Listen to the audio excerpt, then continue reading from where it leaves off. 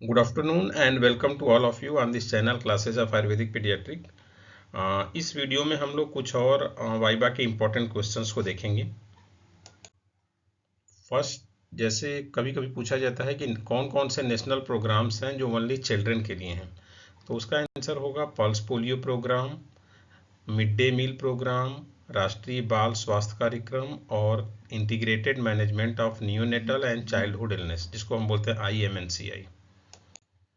और कभी ये भी एक क्वेश्चन उठता है कि द कौन कौन से नेशनल प्रोग्राम हैं जो कम्युनिकेबल डिजीजेज को कवर कर रहे हैं। जैसे हम जानते हैं कि डिजीजेज कुछ नॉन कम्युनिकेबल होते हैं, कुछ कम्युनिकेबल होते हैं। कम्युनिकेबल मतलब इन्फेक्शियस डिजीजेज। तो इन्फेक्शियस डिजीजेज को कवर करने वाले प्रोग्राम्स जो हैं यूनिवर्सल इम्यूनाइजेशन प्रोग्राम है, पल्स पोलियो प्रोग्राम है, मिशन इंद्रधनुष है, IMNCI है, integrated management of neonatal and childhood illness and RNTCP है। तो ये कुछ प्रोग्राम हैं जो ओनली कम्युनिकेबल के लिए हैं। नॉन कम्युनिकेबल में जैसे कैंसर कंट्रोल प्रोग्राम है, ब्लाइंडनेस कंट्रोल प्रोग्राम है, ये सब नॉन कम्युनिकेबल डिजीजेज है।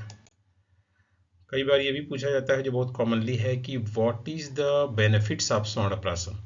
तो स्वर्णप्राशन जैसा कि आप जानते हैं कि जिसमें गोल्ड भस्म है, हनी है, घी है और कुछ मैद्य रसायन के द्रव्य हैं जैसे ब्राह्मी, शंखपुष्पी, वचा, ये सब हैं। और इसका बेनिफिट्स जो है बहुत क्लियर कट आचार्य काश्यप ने कहा है। तो उसके लिए एक छोटा सा श्लोक है, मेधा अग्नि बल वर्धनम। मीन्स स्वर्ण प्राशन से मेधा यानी इंटेलिजेंसी, अग्नि यानी डाइजेस्टिव पावर, बल यानी स्ट्रेंथ या इम्यूनिटी बढ़ती है। और सेकेंड लाइन में वहाँ आचार्य कश्यप ने कहा है, मासात परम मेधावी षड मासा श्रुद्धर, यानी एक माह अगर उसका यूज करना हो तो that will improve the intelligence, and अगर 6 मंथ तक यूज करना हो तो that will child can remember everything which heard. कई बार पूछा जाता है कि मॉडर्न रिसर्चेज क्या शो करते हैं, मतलब कि च्यवनप्राशन कैसे वर्क करता है।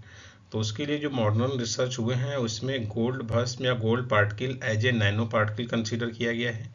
और वहाँ बताया गया है कि गोल्ड पार्टिकल या as a nano particle work as a antioxidant, as a immunomodulatory and as a anti scavenger.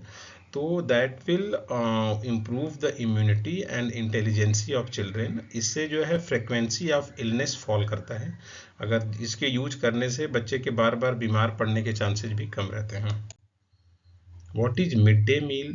Mid day meal की अगर हम हिस्ट्री देखें तो ये प्रोग्राम 1961 में तमिलनाडु स्टेट से स्टार्ट हुआ है और 2002 में ऑनरेबल सुप्रीम कोर्ट के निर्देश के अनुसार पूरे ऑल ओवर इंडिया के हर स्टेट में इसको अप्लाई किया गया है।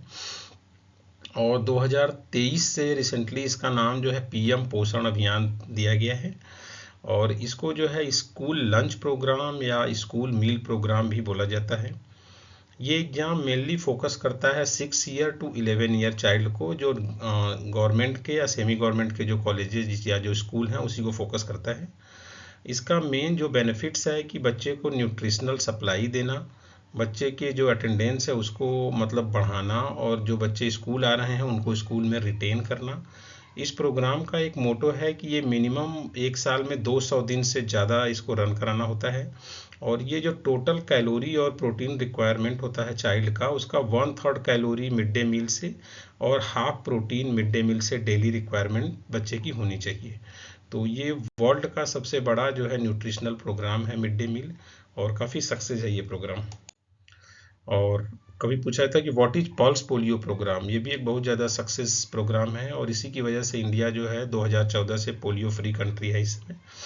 और इस प्रोग्राम की शुरुआत जो है 1995 में हुई थी प्रेसिडेंट हाउस से। और इस प्रोग्राम का शुरुआत जो है 16 मार्च को किया गया था और उस दिन को आज तक नेशनल इम्यूनाइजेशन डे के रूप में सेलिब्रेट किया जाता है। और इस प्रोग्राम के तहत बच्चे को 2 डोज जो है, फर्स्ट डोज तो जो पल्स पोलियो का देना होता है 16 मार्च को, और सेकेंड डोज उसके 1 या 1.5 महीने बाद देते हैं। तो ये प्रोग्राम जो है रिस्पॉन्सिबल है for the eradication of polio from India. मतलब पोलियो को जो लास्ट केस था वो वेस्ट बंगाल में देखा गया था 2011 में, और इस प्रोग्राम के इम्प्लीमेंटेशन की वजह से आज इंडिया जो है पोलियो फ्री कंट्री है। एक बहुत ही कॉमन और बहुत ही सिंपल क्वेश्चन पूछा जाता है कभी, what is the difference between OPV and IPV। तो OPV oral polio vaccine, IPV inactivated polio vaccine. तो ओपीवी जैसा कि देखते हैं कि लाइव वैक्सीन है, आईपीवी एक किल्ड वैक्सीन है, ओपीवी लॉन्ग लाइफ है और आईपीवी शार्ट है। ओपीवी में हर्ड इफेक्ट होता है, आईपीवी में हर्ड इफेक्ट या हर्ड इम्यूनिटी नहीं होती है। ओपीवी लोकल और सिस्टेमिक इम्यूनिटी प्रोवाइड करता है, आईपीवी केवल सिस्टेमिक इम्यूनिटी प्रोवाइड करता है। तो देखेंगे कि आप ओपीवी आईपीवी का डिफरेंस, अगर इसमें से 5 पॉइंट है, कम से कम 3 या 4 पॉइंट याद होना चाहिए। नेक्स्ट है what is universal immunisation programme, UIP. ये कई बार थ्योरी में भी आता है और इसको वाइवा में पूछा जा सकता है। तो यूआईपी जो है पहले इंडिया में 1978 में ईपीआई स्टार्ट हुआ था, एक्सपेंडेड प्रोग्राम ऑफ इम्यूनाइजेशन। उसी का 1985 में रिवाइज करके नाम दिया गया यूआईपी। तो UIP known as Indian version of EPI. इसका मेन बेनिफिशियरी कौन है, children under 1 year and pregnant women. तो ये जो सर्विस ये प्रोवाइड करता है यूनिवर्सल इम्यूनाइजेशन प्रोग्राम, वह बच्चे को और प्रेग्नेंट वुमेन को प्रोवाइड करता है। मेन ऑब्जेक्टिव है रिड्यूस मॉर्टिलिटी एंड मॉर्बिडिटी, मतलब बच्चे की मॉर्टिलिटी किसी इन्फेक्शियस डिजीज की वजह से ना हो या बच्चा कम से कम बीमार पड़े। तो initially it cover only 5 vaccine. जब ये प्रोग्राम शुरू हुआ था तो इसमें केवल 5 वैक्सीन था, BCG, OPV, DPT, measles and TT, जो कि 6 डिजीजेस को कवर करता था। BCG provide protection from tuberculosis, OPV provide protection from polio, DPT में डिप्थीरिया, पर्टूसिस और टिटनेस से, मिजेल्स से प्रोवाइड करता था और टीटी प्रेग्नेंट वुमेन के लिए था। तो ये, लेकिन उसके बाद इसमें जो है चेंजेज होते गए, but now it provide 10 vaccine for 12 diseases. आज इसमें जो है बढ़ते बढ़ते कुल 10 वैक्सीन हो गए हैं, जो कि 12 डिजीज के अगेंस्ट प्रोटेक्शन प्रोवाइड करते हैं। एक क्वेश्चन है, मिशन इंद्रधनुष प्रोग्राम क्या है। तो मिशन इंद्रधनुष रिसेंटली 25 दिसंबर 2014 को गवर्नमेंट ऑफ इंडिया द्वारा स्टार्ट किया गया है। इसका मेन एम है to vaccinate all unvaccinated and partially vaccinated children under 2 year of age and pregnant woman. इसका जो है कि इसमें जैसे इंद्रधनुष के 7 रंग होते हैं, वैसे इसमें 7 डिजीजेज को टारगेट किया गया है, tuberculosis, poliomyelitis, hepatitis B, diphtheria, pertussis, tetanus and measles. तो इसके लिए जो इनिशियली जो वैक्सीन थे वो बीसीजी था, ओपीवी था, हेपेटाइटिस बी था, डीपीटी था और मिजेल्स था।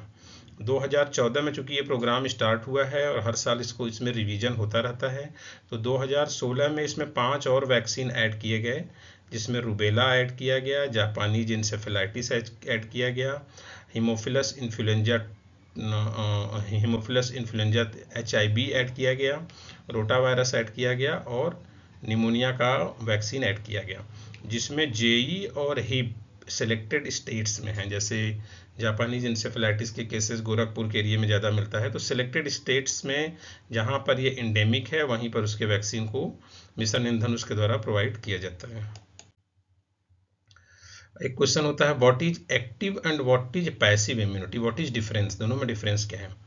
तो active immunity is protective response that may be due to exposure to infectious agent or after vaccination. तो एक्टिव इम्यूनिटी जो है ज़्यादातर इन्फेक्शियस एजेंट के या किसी इन्फेक्शन के एक्सपोजर के बाद होता है या वैक्सीन लगने के बाद होता है। Passive immunity is the protection provided from the transfer of antibodies. तो जो पैसिव इम्यूनिटी होती है वो ट्रांसफर ऑफ एंटीबॉडीज की वजह से होती है। और एक्टिव इम्यूनिटी जो है इसमें होस्ट का इम्यून सिस्टम इन्वॉल्व होता है, बट पैसिव इम्यूनिटी में होस्ट का इम्यून सिस्टम इन्वॉल्व नहीं होता है। एक्टिव इम्यूनिटी में कुछ समय लगता है एंटीबॉडीज बनने में, लेकिन पैसिव इम्यूनिटी में इंस्टेंटली जैसे ही प्रोवाइड करते हैं, क्योंकि उसमें एंटीबॉडी ही प्रोवाइड करते हैं, तो उसमें तुरंत बॉडी में एंटीबॉडीज़ का लेवल शो कर देता है ब्लड में। एक्टिव इम्यूनिटी में मेमोरी सेल प्रेजेंट होते हैं, लेकिन पैसिव इम्यूनिटी में मेमोरी सेल प्रेजेंट नहीं होता है। तो ये एक मेजर डिफरेंस है मेमोरी सेल, और मतलब इसी के बेसिस पर फ्यूचर में और भी प्रोटेक्शन प्रोवाइड होता है। तो अगर हम देखें तो हर मामले में active immunity is better than passive immunity. What is vaccine and difference between vaccination and immunization? Yes, vaccine क्या है और वैक्सीनेशन और इम्यूनाइजेशन ये दो वर्ड सेम हैं या डिफर हैं, इसको हम इसमें समझेंगे। Vaccine are biological preparations produced from living or killed organism that enhance immunity against disease, it work as antigenic material. तो वैक्सीन एक एंटीजेनिक मटेरियल है जो कि किसी लाइव या किल्ड ऑर्गेनिज्म से प्राप्त होता है और ये पर्सन की इम्यूनिटी को इन्हेंस करता है। मतलब 3 पॉइंट हैं इसमें, एक तो एंटीजेनिक मटेरियल है, लाइव एंड किल्ड ऑर्गेनिज्म से प्राप्त होता है और इम्यूनिटी को इन्हेंस करता है। अगर आप वैसे एक रफ लैंग्वेज में देखेंगे तो वैक्सीनेशन और immunisation are same term, but थोड़ा सा डिफरेंस दोनों में होता है। यहाँ पर हम इसको देखते हैं। Vaccination is the administration of antigen into the body regardless of its seroconversion. मतलब किसी भी पर्सन को वैक्सीन लग गया तो वो वैक्सीनेशन हो गया, उसमें सीरो कन्वर्जन हो ना हो वो कोई इशू नहीं है। लेकिन जो इम्यूनाइजेशन है, immunisation is a process by which a person become protected against disease through vaccination. मतलब अगर सीरो कन्वर्जन हो जाता है तो उस प्रोसेस को बोलते हैं इम्यूनाइजेशन। लेकिन वैक्सीनेशन का मतलब है केवल वैक्सीन लग गया, उसमें सीरो कन्वर्जन हो भी सकता है नहीं भी हो सकता है। तो दोनों में बहुत फाइन डिफरेंस है। इम्यूनाइजेशन मेनली होता है या तो वैक्सीनेशन से या नेचुरल इन्फेक्शन से। जैसे कोविड के केस में हो रहा था कि वैक्सीनेशन से भी पर्सन की इम्यूनिटी बढ़ रही थी और जो नेचुरल इन्फेक्शन था वो भी पर्सन के अंदर एक एज ए इम्यूनाइजेशन वर्क कर रहा था। तो ये माइल्ड डिफरेंस है वैक्सीनेशन और इम्यूनाइजेशन में। अब एक वर्ड आता है एजुवेंट। एजुवेंट क्या है? वैक्सीनेशन के रेफरेंस में एजुवेंट एक वर्ड आता है। What is adjuvant? It is a content of vaccine. ये वैक्सीन का एक कंटेंट होता है। ये बेसिकली थोड़ा सा पीजी लेवल का क्वेश्चन है बट यूजी में पूछा जा सकता है। तो some inactivated vaccine contain adjuvant substances that enhance its immunogenicity. तो ये वैक्सीन के कंटेंट में होता है जो कि वैक्सीन की इम्यूनोजेनिसिटी को बढ़ा देता है। It enhance the immunogenicity of killed vaccine. ये मोस्टली यूज होता है किल्ड वैक्सीन में, लाइव में इसकी ज़रूरत नहीं पड़ती है क्योंकि लाइव वैक्सीन की इम्यूनोजेनिसिटी ऑलरेडी किल्ड वैक्सीन से काफ़ी ज़्यादा होती है। Mostly combination vaccines such as DPT, hepatitis B contain adjuvant such as aluminum phosphate और aluminum hydroxide। तो अगर कोई आपसे दो एजुवेंट का नाम पूछे तो एक है एल्युमिनियम फॉस्फेट, दूसरा है एल्युमिनियम हाइड्रोक्साइड। ये कई बार जो पेंटावैलेंट वैक्सीन होते हैं जिसमें डीपीटी है, हेपेटाइटिस बी है और हिब है, वहाँ पर यूज होता है। तो इसका मेन यूज होता है जो है कॉम्बिनेशन वैक्सीन में और किल्ड वैक्सीन में। तो अगर एजुवेंट की दो कैटेगरी होती है, एक वेहिकल एक इम्यूनोमॉड्यूलेटर। तो वेहिकल के केस में aluminium phosphate aluminium hydroxide use होता है। इम्यूनोमॉड्यूलेटर के केस में प्रोटीन पोरीफाइड डेरिवेटिव यूज होता है जिसको हम पीपीडी बोलते हैं। रिसेंटली ये स्टडीज की गई है कि अश्वगंधा भी एज ए वैक्सीन एजुवेंट यूज करने पर रिसर्च हो रहा है और इसके 1-2 स्टेप सक्सेस भी हो गए हैं। तो वो भी इन दोनों डिवीजनों में से इम्यूनोमॉड्यूलेटर की तरह वर्क करेगा। What is the attenuated strain? ये भी वर्ड होता है कि वैक्सीन में एटेनुएशन क्या है, एटेनुएटेड वैक्सीन क्या है। It means weak strain which does not causing the disease itself but able to generate the immune response. Attenuated का मतलब होता है वीक स्ट्रेन, जो कि डिजीज को तो कॉज ना कर सके बट बॉडी के अंदर उस डिजीज के अगेंस्ट एंटीबॉडी जनरेट कर दे। जैसे कि बीसीजी का वैक्सीन है, ओपीवी का वैक्सीन है, ये सब लाइव वैक्सीन है। तो ये जो है उसमें लाइव बैक्टीरिया या वायरस होते हैं, तो वो इतना स्ट्रांग तो नहीं होते हैं कि वो डायरेक्ट किसी पर्सन को लगाएं बीसीजी का वैक्सीन और ट्यूबरकुलोसिस हो जाए, या उसको ओपीवी का वैक्सीन पिलाएं और पोलियो हो जाए। ये तभी होता है जब पर्सन हाईली इम्यूनो कम्प्रोमाइज होता है। तो उस कंडीशन में इतना वीक स्ट्रेन होता है कि वो डिजीज नहीं कॉज करता है लेकिन उसके अगेंस्ट एंटीबॉडी जरूर जनरेट कर देता है। तो इसको बोलते हैं attenuated strain. What is herd immunity? ये भी पूछा था कि हर्ड इम्यूनिटी, हर्ड इफेक्ट ये क्या है। This means that individual who can not be vaccinated will still benefit from the routine vaccination program. This concept is also called population immunity. तो herd immunity को हम पॉपुलेशन इम्यूनिटी भी कहते हैं। इसका मतलब होता है कि हम उस वैक्सीन को भी बेनिफिट, उस पर्सन को भी बेनिफिट प्रोवाइड कर रहे हैं जो वैक्सीन नहीं लगवा रहा है। कैसे बेनिफिट प्रोवाइड करते हैं? By the vaccination of mass. एक बहुत ज़्यादा लोगों को वैक्सीनेट करके, सपोज हम 100 में से 90 लोग को वैक्सीनेट कर रहे हैं तो रेस्ट 10 लोग भी हर्ड इम्यूनिटी से प्रोटेक्शन प्रोवाइड कर पा रहे हैं।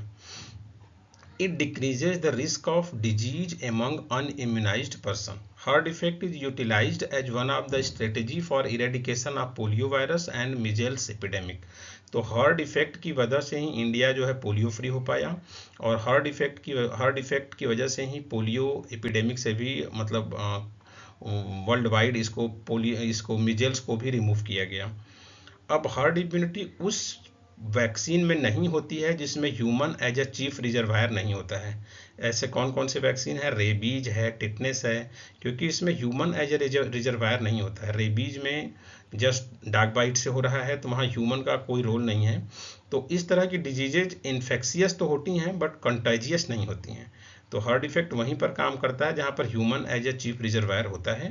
वो रेबीज, टिटनेस, इन सब वैक्सीन में कोई हर्ड इफेक्ट नहीं होता है, क्योंकि ये सब डिजीजेज इन्फेक्शियस होती हैं बट कंटेजियस नहीं होती हैं। What is the classification of vaccine? Yes, ये सिंपल क्वेश्चन है बट ये बहुत ही इंपॉर्टेंट क्वेश्चन है। On the basis of immunological response 4 type of vaccine, इसको आप LIST से याद कर सकते हैं, लिस्ट से। First is live vaccine, inactivated vaccine, सब unit vaccine and toxoid vaccine.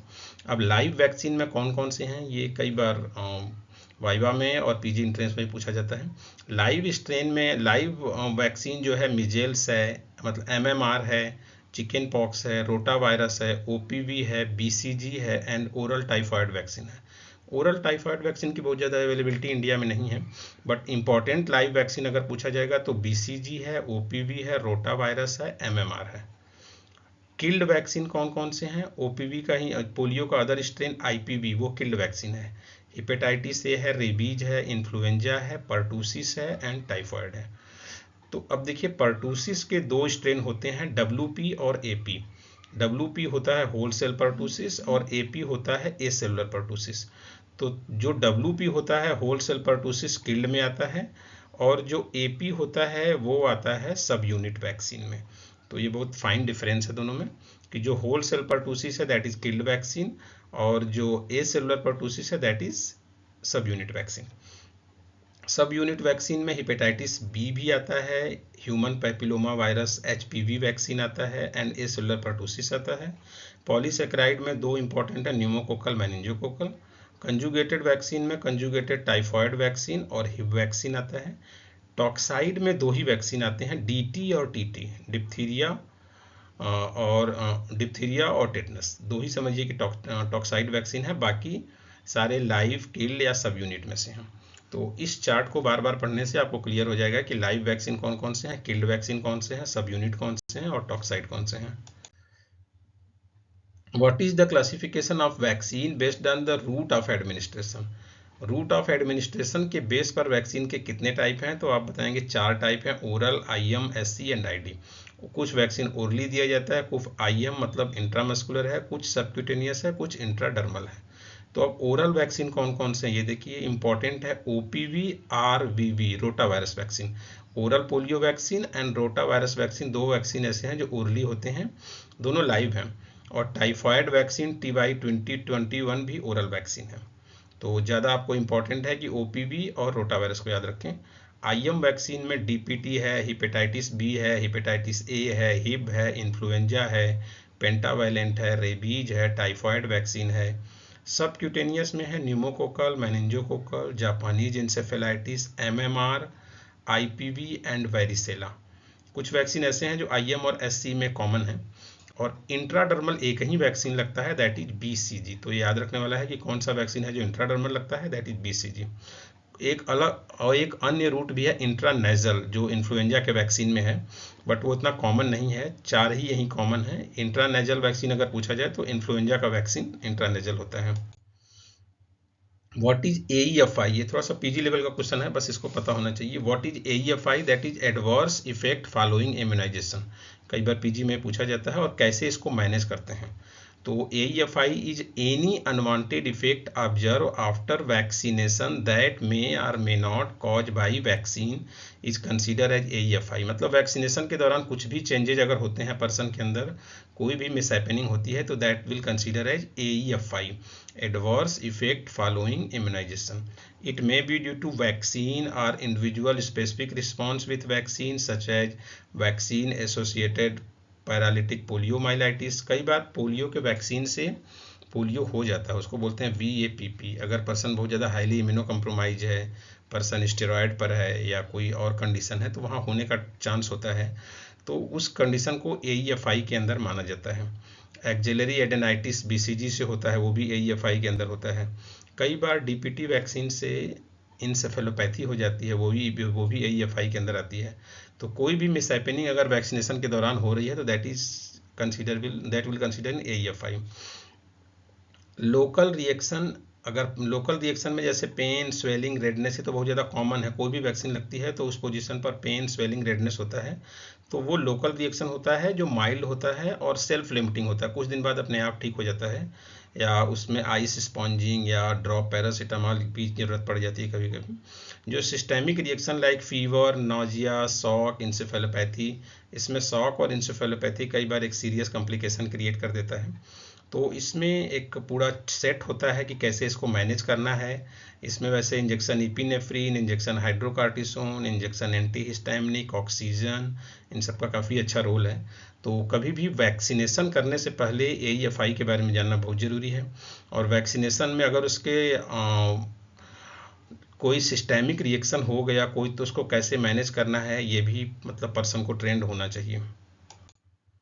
What is bacillus Calmette ग्वेरिन vaccine के बारे में थोड़ा सा कभी कभी पूछा जाता है कि BCG वैक्सीन क्या है।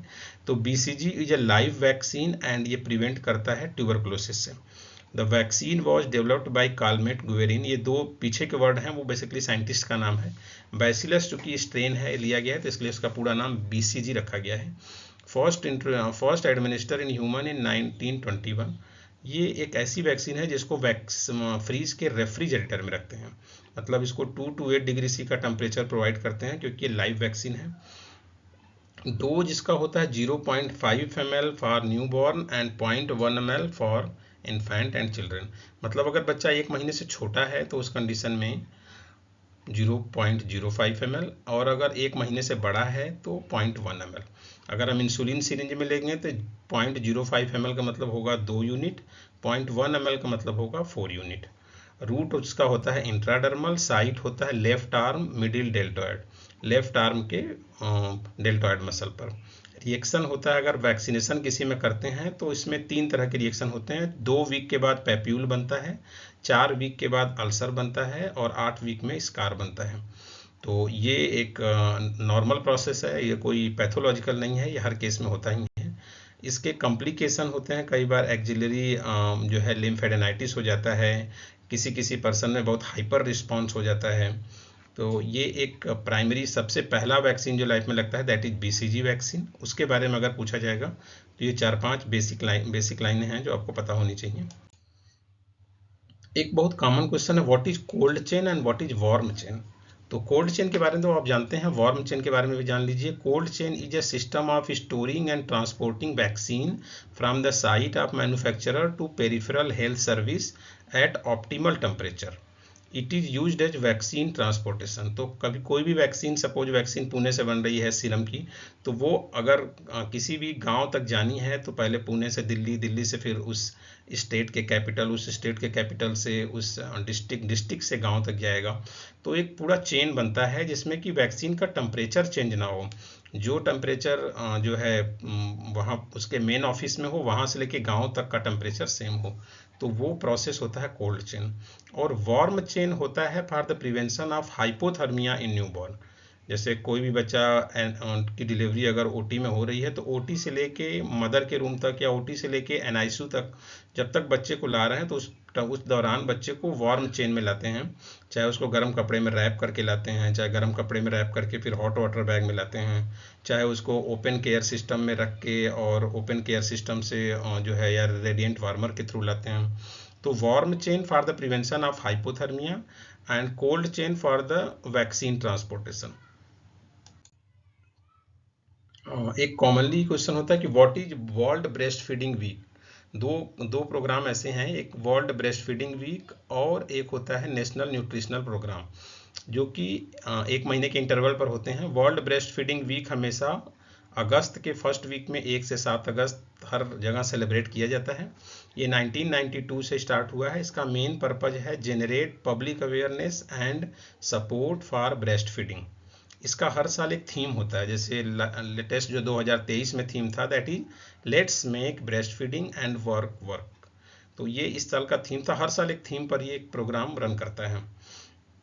इसका मेन एम है highlight the huge benefit of breast feeding to both mother and child. मतलब ब्रेस्ट फीडिंग कराने से मदर को क्या बेनिफिट है और ब्रेस्ट फीडिंग कराने से बेबी को क्या बेनिफिट है, दोनों का अवेयरनेस फैलाना गांव तक, मोहल्ले तक और गली तक, ये इस प्रोग्राम का मेन मोटो है। इसी तरह नेशनल न्यूट्रिशनल वीक जो होता है ये जो है सितंबर में होता है। ये वर्ल्ड ब्रेस्ट फीडिंग वीक 1 से 7 अगस्त है। नेशनल न्यूट्रिशनल वीक 1 से 7 सितंबर है। कई बार इसको पूरे महीने भर पोषण माह के रूप में मनाया जाता है, बट मेनली 1 से 7 सितंबर है। तो अगस्त में ब्रेस्ट फीडिंग वीक है और सितंबर में नेशनल न्यूट्रिशनल वीक है। ये प्रोग्राम जो है डाइट के बारे में है कि आपके हेल्थ हेल्दी रहने में डाइट का क्या रोल है, फिजिकल और मेंटल वेलनेस में डाइट का क्या रोल है, इसके बारे में बताता है। ये प्रोग्राम वर्ल्ड वाइड जो है अमेरिकन डाइटेटिक एसोसिएशन ने 1973 में स्टार्ट किया, बट इंडिया में स्टार्ट है ये 1982 से।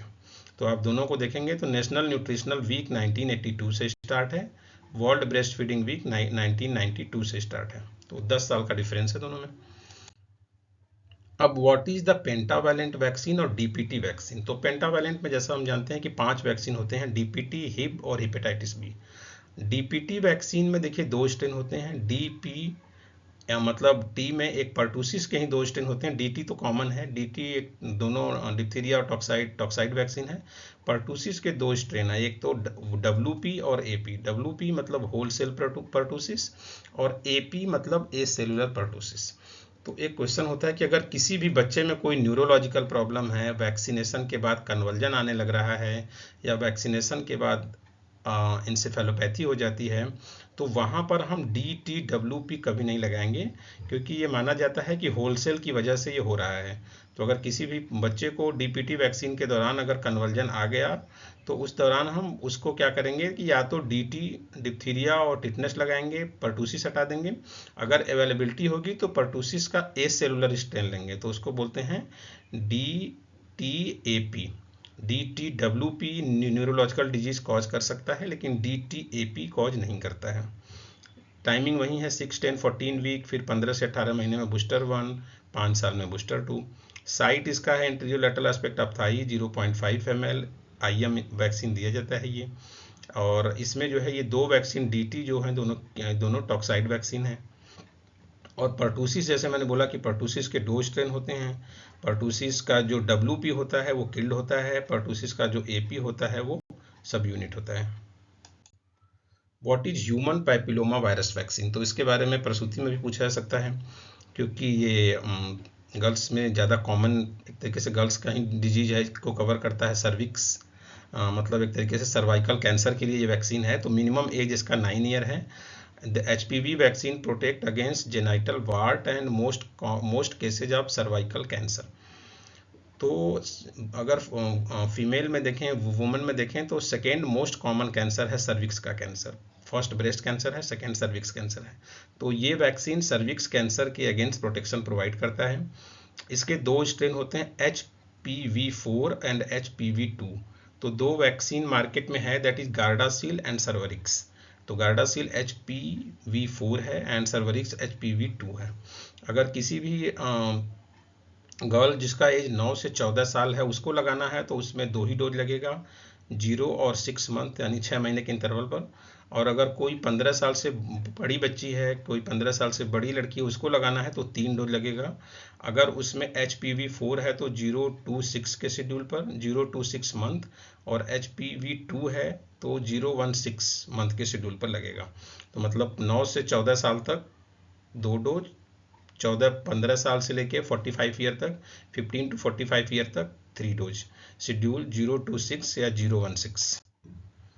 एक ये भी बहुत कॉमन क्वेश्चन है, what is difference between growth and development. Growth और डेवलपमेंट का डिफरेंस देखते हैं तो growth is a objective and quantitative substances, development is subjective and qualitative substances. Growth मतलब फिजिकल ग्रोथ है, डेवलपमेंट मतलब साइकोलॉजिकल, सोशल और बिहेवियर ग्रोथ है। ग्रोथ को हम मेजर कर सकते हैं जैसे weight, height, head circumference, mid arm circumference. Development it can be assessed by IQ level, social and emotional interaction. Growth एक लेवल तक होता है, मतलब continue from conception to particular phase of life, but development continue till death. कुछ न कुछ development life long होते रहते हैं, बट ग्रोथ एक एज के बाद जाके रुक जाता है। What are the type of milestone. Milestone के बारे में कोई पूछा था कि माइलस्टोन के टाइप क्या हैं, तो कई किताबों में अलग अलग टाइप दिए गए हैं, बट एक कॉमनली आप बोल सकते हैं कि 5 टाइप के हैं, जिसमें ग्रास मोटर माइलस्टोन है, फाइन मोटर माइलस्टोन है, सोशल माइलस्टोन है, लैंग्वेज माइलस्टोन है एंड कॉग्निटिव माइलस्टोन है। ग्रास माइलस्टोन में जैसे बच्चे में हेड एंड नेक होल्डिंग 3 महीने में आती है, sitting with support 5 to 6 month में आती है, स्टैंडिंग विद सपोर्ट 9 मंथ पर आती है। फाइन मोटर में जैसे होल्डिंग ऑब्जेक्ट विथ पाम ये 7 मंथ पर आता है, holding an object with index and thumb ये 9 से 12 महीने में आता है।